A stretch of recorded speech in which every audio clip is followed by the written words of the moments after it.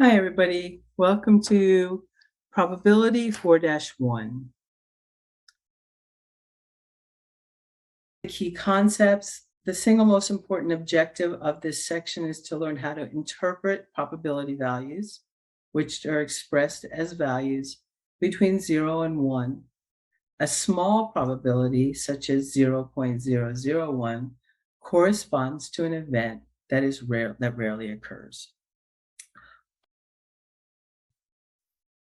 And then we're going to talk about odds and how they relate to probabilities. Odds are usually used when we talk about lotteries or some type of gambling. If you've been to a dog track or a horse track, they'll tell you the odds. If you put a certain amount of money on this horse, for example, and your odds are 2-1, then for every dollar you put in, you would get 2 if they won. An event is any collection of results or outcomes for a procedure.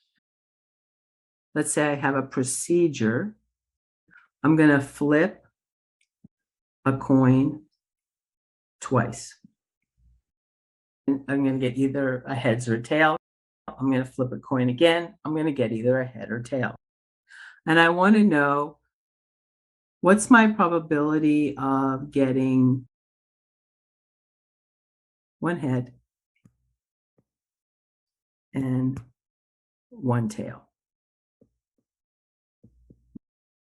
That's the event. I want one head, one tail.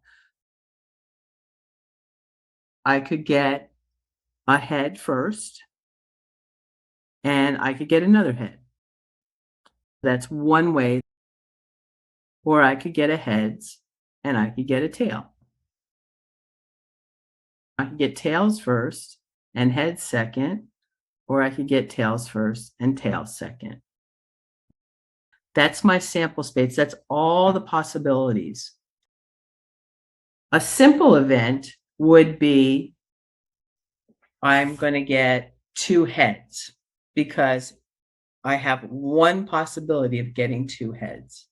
I can't break it down any further. There's only one way I could get heads twice.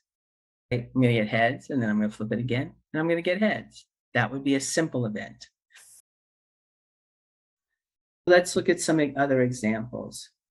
Here, B is going to denote a baby boy, and G is going to denote a baby girl. I have a procedure, and it's just a single birth. The event I want to happen is I want to have a girl. And that's a simple event because it cannot be broken down any further. The second procedure, we have 3 births. I want to have 2 boys and 1 girl. And as we can see, there's 1, 2, 3 different ways I can have 2 boys and a girl. Each one individually is a simple event, but as a whole, that is not a simple event because I could break it down. And then how do we find the sample space? Let's make like a table. So let's start with a boy. I could have 3 boys, or I could have a boy, and then I could have a girl, or I could have a boy, a girl, and a boy, or I could have a boy and then a girl and a girl. Those are all the possibilities of me having a boy first. Then I could start with having a girl, and I could have all girls. Or I can have a girl, and a boy. Or I could have a girl, a boy, and a girl. Or I could have a girl and a boy and a boy. And this takes care of all the different ways. And if you match, this will match with this. That takes care of all the possible ways. That's my sample space. That's a list of every single simple event. Boy, boy, boy is a simple event because that's one event. The whole sample space, or the event 2 boys and 1 girl, 2 boys and 1 girl, here's 2 boys and 1 girl, and here's 2 boys and 1 girl. So it's not simple anymore. Simple event would be one of those. With one birth, the result of one girl is a simple event, and the result of one boy is another simple event. They are individual simple events because they cannot be broken down any further. With 3 births, the result of 2 girls followed by a boy is a simple event because it's saying that I would have to have a girl first, then another girl, then a boy.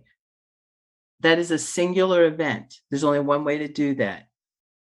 But if I said two girls and 1 boy, then it's no longer a simple event. When rolling a single die, the outcome of 5 is a simple event. But the outcome of an even number, so on a die, an even number can be 2, 4, or 6. So again, that's not a simple event because there's more than one possibility. I could break it down and say the outcome is a 2, that's a simple event. The outcome's a 4, that's a simple event. The outcome's a 6, that's a simple event. But the outcome is even is not simple. If I just wanted 2 girls and 1 boy, there's multiple ways, not a simple event. And this is the sample space. So I have 2 possibilities for a birth, a boy or a girl. It's the same as with a coin, it would be a heads or a tails. Those are my 2 possible outcomes.